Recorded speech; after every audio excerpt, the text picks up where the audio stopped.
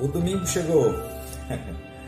O capítulo 20 começa dizendo isso. No primeiro dia da semana, Maria Madalena foi ao sepulcro ainda escuro de madrugada.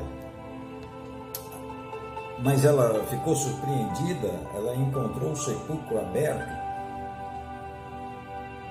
E ela volta, fala aos discípulos, e dois deles rapidamente correm até o sepulcro. Pedro, o outro discípulo, João, o discípulo a quem Jesus amava. E ele corre apressadamente, chegam os dois, veem, encontram o túmulo vazio, o sepulcro vazio. Os lenços em que Jesus foi envolvido estavam ali. E eles creram. Mas diz o texto que eles voltaram para casa. Que coisa, que cena, algo tão surpreendente. E os discípulos voltam para casa. Mas sabe o que é interessante? O interessante é que o texto diz, no versículo 11, Maria, entretanto, permanecia. Maria, entretanto, permanecia. Nesses 21 dias, no Evangelho de João, sobre esse tema, permanecer, nós vemos a atitude desta mulher, que permaneceu na entrada do sepulcro, chorando. Maria Madalena, aquela em quem tinham sido expulsos 7 demônios, aquela que Jesus amava, discipulava, que acompanhava Jesus, ela, a única pessoa que acreditava nela, havia morrido. Aquele que investiu em tratar do seu caráter, da sua personalidade, partiu, não estava mais lá. Na verdade, como nós falamos ontem, a sexta-feira foi um dia difícil para Maria, porque ela perdeu aquele que acreditava nela. E ela chorou amargamente.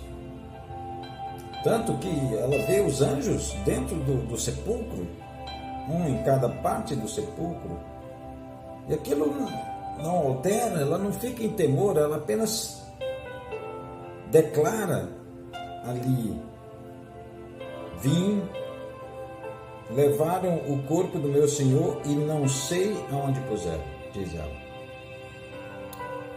A dor dela era tão grande, tão profunda, que logo em seguida Jesus aparece, mas ela não reconhece Jesus.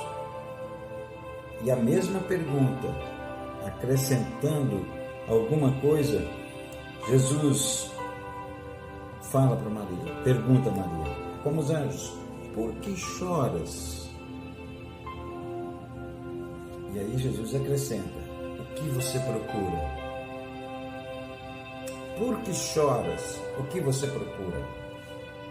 Essa pergunta especial a Maria. Ela, num momento de dor, confunde Jesus com o jardineiro do jardim. Senhor, onde o Senhor colocou o corpo do meu Senhor para que eu o leve? A pergunta de Jesus é a mesma para nós hoje. Às vezes nós estamos envolvidos em tanta dor, tanto sofrimento, tanta tristeza. E Jesus pergunta: por que choras? O que procuras? O que você está procurando? Maria estava procurando o corpo daquele que acreditou nela, que confiou nela, que discipulou, que tratou o seu caráter. Embora não o reconhecesse naquele momento por causa da sua dor, da sua perda, da sua angústia, e às vezes, quando estamos no momento mais difícil da vida, não percebemos aqueles que estão perto de nós. E Jesus pergunta: o que procura? Ela: onde está? Aonde colocaste? Mas aí Jesus chama Maria pelo nome. Maria. Aquela forma carinhosa de chamar, aquela forma de chamar o seu nome era inconfundível. Logo se abriram os olhos e ela diz: Rabone, mestre. Eu posso imaginar na jornada de Maria com Jesus, Jesus ensinando Maria: Maria, não é assim que se senta, Maria. Maria, não é assim que se fala. Maria, você escolheu a boa parte. Maria, Maria, Maria. Jesus, nessa forma de tratar Maria, ela era inconfundível a forma de chamá-la. E então ela, Rabone, os olhos dela se abrem. O domingo chegou para ela. Ela que estava desesperada, sem esperança, sem alegria, retorna à alegria. O domingo chegou. Jesus aparece para Maria Madalena, como vai aparecer, como tem aparecido. Jesus se manifesta de várias maneiras, fisicamente aqui para Maria, aos discípulos, até aos incrédulos ele apareceu, como Tomé. E por causa de Tomé foi liberada uma palavra para nós hoje: aqueles que não viram e creram são bem-aventurados. Essa palavra é para mim, é para você. Nós não vimos o Senhor fisicamente, mas nós o vemos espiritualmente. Nós o vemos nas ações, na proteção, nos milagres que Ele opera. Então nós podemos ouvir ecoando a voz claramente: por que choras? O que procuras? Esse é um tempo de muito choro, onde as pessoas estão procurando motivos, razões, destinos. Elas precisam encontrar a rocha. O lugar seguro é a rocha. O destino certo é a rocha. Jesus é a rocha. Jesus é o porto seguro, é o lugar seguro. O que procuramos? Procuramos o Cristo, o Filho do Deus vivo. Aquele que transforma o choro em júbilo, a tristeza em alegria, o desespero em esperança, a morte em vida. Aquele que venceu a morte pode nos ensinar a vencer a morte. Não temos medo da morte física. Não a desejamos, mas não temos medo. Porque Jesus é a rocha. Maria, por que chora? Você, por que chora? O que você está procurando? Jesus se revelou a Maria por chamá-la pelo nome. Eu tenho uma convicção em meu coração: você ouvirá Jesus chamar o seu nome. De uma maneira inconfundível, você vai reconhecê-lo como mestre da sua vida. E aí, você vai espalhar essa notícia. Você vai correr e espalhar essa notícia.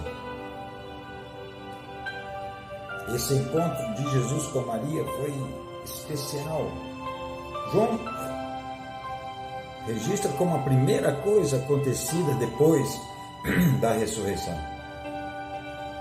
As primeiras palavras de Jesus depois da ressurreição, marcadas, escritas por João, é: mulher, por que chora? Povo, por que você chora? O que você procura? Depois desse encontro, Jesus vai se encontrar com os discípulos de uma maneira sobrenatural, a portas fechadas. Jesus aparece no meio deles e diz: paz seja convosco. A alegria invadiu aquele lugar. Os discípulos, ao verem Jesus, renovaram a sua alegria. E disse Jesus outra vez: paz seja convosco. A paz de Deus que excede todo o entendimento. Paz seja convosco. A mesma palavra que ecoa até os dias de hoje naqueles que creem em Jesus é: paz seja convosco. No meio da turbulência, no meio da tempestade, no meio da guerra, no meio da angústia, paz seja convosco. E Jesus confirma dois ensinos que ele já tinha ensinado aos seus discípulos. O primeiro ensino é de que a maneira como Jesus está nos enviando é a mesma como o Pai o enviou. Assim como o Pai me enviou, eu vos envio.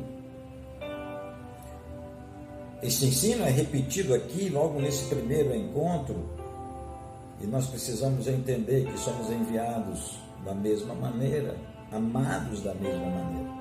O segundo ensino é uma doutrina especial. A capacidade da igreja liberar o perdão de Jesus para as pessoas. Aqueles a quem vocês perdoarem os pecados serão perdoados, a quem vocês os retiverem serão retidos. Não está na nossa mão, por julgamento próprio, decidir quem é e quem não é perdoado, mas está na nossa mão liberar o perdão como Jesus o liberou, como Jesus ensinou, da maneira como ele foi enviado, nós estamos sendo enviados. Não é o nosso padrão de perdão, é o padrão de Jesus. Mas a igreja tem autoridade para perdoar os pecados. Eu já recebi esse perdão algumas vezes, já liberei esse perdão algumas vezes. Que alívio é receber o perdão. Saber que Deus me ama e me perdoa é uma dimensão. Ouvir dos meus irmãos que me perdoam é uma outra dimensão. Jesus está dizendo, vocês têm poder sobre isso. E aí, ele faz um ato profético extraordinário. Ele sopra sobre os seus discípulos e diz, recebei o Espírito. Com certeza devem ter caído. Ele soprou sobre eles o Espírito. Pouco tempo depois, eles recebem o poder que veio do alto para ser testemunhas, lá em Atos dos Apóstolos. Mas agora, um prenúncio, um vislumbre, uma entrada nessa dimensão. Jesus passa aos seus discípulos e sopra sobre eles o Espírito Santo. E lhes declara, se perdoardes os pecados, são-lhe perdoados. Se alguns perdoardes os pecados, são perdoados. E lhos retiverem, serão retidos. E aí Jesus encontra com Tomé depois, que não estava no primeiro encontro e duvidou. E a fama de Tomé até hoje é essa. Incrédulo como Tomé. Mas Tomé se encontra com Jesus. Jesus diz, toca aqui. Jesus tratou da falta de fé, da incredulidade de Tomé, revelando-se fisicamente para ele.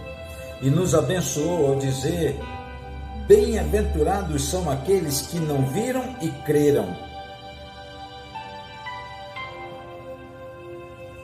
Essa bênção é para mim, essa bênção é para você.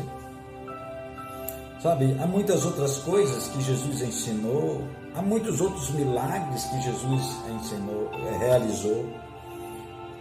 Amanhã nós vamos ver o último capítulo e nós vamos fazer um resumo dos 7 milagres que João registra no seu Evangelho.